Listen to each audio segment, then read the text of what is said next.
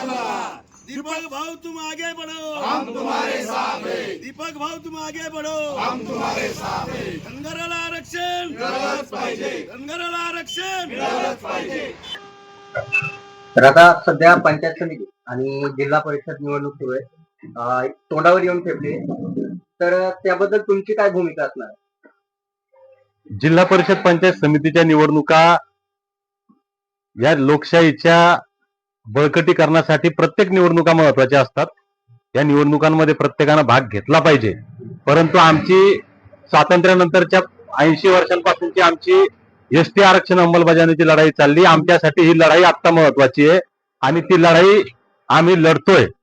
निवडणुका आमच्यासाठी महत्वाच्या आहेत का? तर आहेत, पण त्याच्यापेक्षाही महत्वाचा आमच्यासाठी एसटी आरक्षण अंमलबजावणीचा प्रश्न आहे आणि तो घेऊन आम्ही सध्या भांडतोय। त्याच्यामुळे आमचा फोकस या एसटी आरक्षण अंमलबजावणीच्या लढ्यावर आहे। आता सध्या आम्ही राज्यभर फिरून लवकरच एक मुंबईमध्ये मोठी पत्रकार परिषद आयोजित करून त्या ठिकाणी आम्ही राज्यात काय लढ्याचं स्वरूप कसं असणार आहे आणि मुंबईमध्ये धनगरांचं पिवळं वादळ कधी धडकणार आहे, कसं धडकणार आहे हे लवकरच आम्ही सांगणार आहोत। तर आपल्या माध्यमातून एक गोष्ट निश्चित सांगतो की गेली 16 दिवस जालन्याच्या या आंदोलनाच्या पवित्र भूमीमध्ये फार मोठं आंदोलन धनगर जमातीचं झालं, ऐतिहासिक आंदोलन झालं, पण सरकारनं पाहिजे त्या प्रमाणात दखल घेतली नाही। सरकारची अक्कल ठिकाणावर आणण्यासाठी आणि या गल्लीतल्या देवेंद्रापासून दिल्लीतल्या नरेंद्रापर्यंत ज्यांनी ज्यांनी धनगरांना आश्वासन दिले त्यांना त्यांचे शब्द आठवण करून देण्यासाठी धनगरांचं पिवळं वादळ घेऊन आम्ही लवकरच मुंबईमध्ये जातोय आणि आपल्या माध्यमातून सरकारला सुद्धा हा इशारा आहे की आम्हाला हलक्यात घेण्याचा नादानपणा करू नका। तुम्ही शब्द दिलाय, उद्या संविधान दिवस आपण साजरा करतो 26 जानेवारी 26 नोव्हेंबर, आणि या 26 नोव्हेंबर हा सामाजिक न्याय दिवस म्हणून सुद्धा साजरा करतो। खऱ्या अर्थाने या राज्यामध्ये आरक्षणाची सुरुवात करणारे लोकर्षी राजा छत्रपती शाहूजी महाराज यांनी पहिल्यांदा आरक्षण लागू केलं, त्यांची सुद्धा जयंती उद्या आहे। हा सामाजिक न्याय दिवस आहे। दुर्दैवानं आपण संविधान दिवस जरी साजरा करत असलो तरी या देशामध्ये संविधानाची अंमलबजावणी झालेली नाही असं खेदानं म्हणावं असं वाटतं। आपण सामाजिक न्याय दिवस साजरा करतो पण सामाजिक न्याय या देशामध्ये अजून झालेला नाही, हे दुर्दैव या फुलेशाह आंबेडकरांच्या राज्याचं, शिवछत्रपतींच्या राज्याचं। माझ्या पाठीमागे या ठिकाणी छत्रपती शिवाजी महाराजांची प्रतिमा आहे। शिवाजी महाराजांनी जे राज्य, त्यांच्या डोक्यात जे स्वराज्य होतं हे खऱ्या अर्थानं निर्माण करण्यासाठी, या स्वराज्याची संकल्पना, स्वराज्याचा विचार रुजवण्यासाठी क्रांतीसूर्य महात्मा ज्योतिबा फुले, राजर्षी शाहू महाराज, विश्वरत्न डॉक्टर बाबासाहेब आंबेडकर या महामानवांनी प्रचंड परिश्रम घेतले, खूप मोठा संघर्ष केला, परंतु आजही त्यांच्या विचाराची, त्यांच्या कार्याची अंमलबजावणी या देशामध्ये दुर्दैवानं होत नाही। ही अंमलबजावणी व्हावी हा इशारा देण्यासाठी आम्ही राज्यभर फिरणार आहोत। तर सध्याच्या या निवडणुकीमध्ये तुमचा पाठिंबा कोणाला असणार आहे? महाविकास आघाडी की महायुती?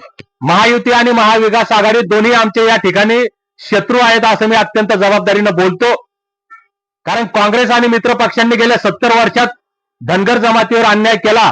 म्हणून 2014ला ज्यावेळेस देवेंद्र फडणवीस यांनी बारामतीत लाखो जनसमुदायासमोर मोठे मोठे भाषण केले होते, लिखित स्वरूपात दिलं होतं की आम्ही सत्तेत आलो तर पहिल्या कॅबिनेट मध्ये देतो। आताचे पंतप्रधान नरेंद्र मोदी यांनी सुद्धा पांडुरंगाच्या पवित्र भूमीमध्ये, त्या पंढरपुरामध्ये लाखो जनसमुदायासमोर सांगितलं होतं की धनगर समाजाचा वापर फक्त मतापुरता राज्यकर्त्यांनी केलेला आहे, तुम्ही आम्हाला सत्ता द्या, आम्ही तुमचं आरक्षण देतो। आणि काँग्रेस आणि मित्र पक्षांनी आमच्यावर अन्याय केला, आम्हाला फसवलं, म्हणून आम्ही या सापनाथानं फसवलं म्हणून नागनाथाला मतदान केलं आणि या देशाच्या स्वातंत्र्यानंतरच्या इतिहासात पहिल्यांदा गल्लीपासून दिल्लीपर्यंत भाजप सत्तेमध्ये आलं। याच्यामध्ये धनगरांचा फार मोठा वाटा आहे आणि हे नरेंद्र मोदी असतील, देवेंद्र फडणवीस असतील, हे सुद्धा प्रत्येक कार्यक्रमात जाहीरपणे बोलतात।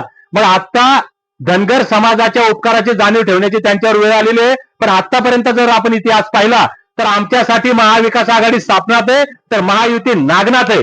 हे सापनाथ आणि नागनाथ या दोघांचेही डोके ठेचण्याचं काम येणाऱ्या काळात आम्ही करू, त्यांना त्यांची जागा दाखवल्याशिवाय राहणार नाही। पुढची तयारी कशी असणार आहे आरक्षणासाठी? निश्चितपणे हा लढा आम्ही अजून तीव्रतेनं लढणार आहोत। पहिला लढा आता मोठा एक आंदोलनाचा भाग असणार आहे, तो मुंबई आम्ही पिवळी करणार आहे। मी मागच्या महिन्यामध्ये ज्यावेळेस मुंबईला मीडिया हाऊसेस मध्ये गेलो होतो त्यावेळेस सांगितलं होतं की धनगर ज्यावेळेस पिवळं वादळ घेऊन या मुंबईच्या दिशेने येतील तर या मुंबईमधले आतापर्यंत गर्दीचे सगळे रेकॉर्ड तुटलेले असतील. आणि आपल्या माध्यमातून मी अत्यंत नम्रपणे आणि जबाबदारीनं सांगतो की येणाऱ्या काही दिवसांमध्ये धनगरांचं पिवळं वादळ मुंबईमध्ये येणार आहे आणि मुंबईतील गर्दीचे सगळ्या समाजाचे, संघटनांचे, पक्षांचे, सगळ्या जाती धर्माचे रेकॉर्ड तोडणारी गर्दी या मुंबईमध्ये पाहायला मिळणार आहे. आणि आम्ही विनंती करतो या ठिकाणी आता फडणवीस साहेबांना इथूनच की धनगरांच्या उपकारांची जाणीव ठेवा, तुम्ही दिलेला शब्द पाळा आणि पुढचे होणारे अनर्थ टाळा. माझा शेवटचा प्रश्न असा असेल की सध्याचं जे सरकार आहे धनगर समाजाच्या आरक्षणासाठी कशा प्रकारे सहाय्य करू शकतं आणि कशा प्रकारे सपोर्ट या ठिकाणी तुम्हाला करेल असं तुम्हाला वाटतं? सहाय्य म्हणजे फार छोटीशी गोष्ट आहे दादा. मी नेहमी सांगत असतो की धनगर जमातीच्या एसटी आरक्षण अंमलबजावणीसाठी कुठल्याही आयोगाची गरज नाही, कुठल्याही कमिटीची गरज नाही, न्यायालयाची गरज नाही. मी अत्यंत जबाबदारीने या ठिकाणी बोलतो. आता 11 वाजलेत.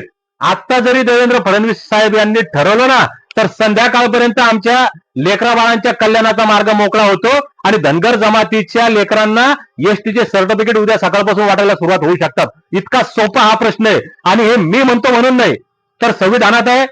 ज्या संविधानानुसार एसटीची 47 जमातींची यादी आहे त्याच्यामध्ये 36 नंबरला आम्ही आहोत. आणि देवेंद्र फडणवीस साहेबांनी बारामतीला लाखो धनगर समाज बांधवांच्या समोर जाहीरपणे हे सांगितलंय की माझा या आरक्षण विषयावरचा अभ्यास झालेला आहे, माझ्याकडे गाडीभर कागदपत्राचे पुरावे आहेत, तुम्ही आम्हाला सत्ता द्या, पहिल्या कॅबिनेटमध्ये देतो.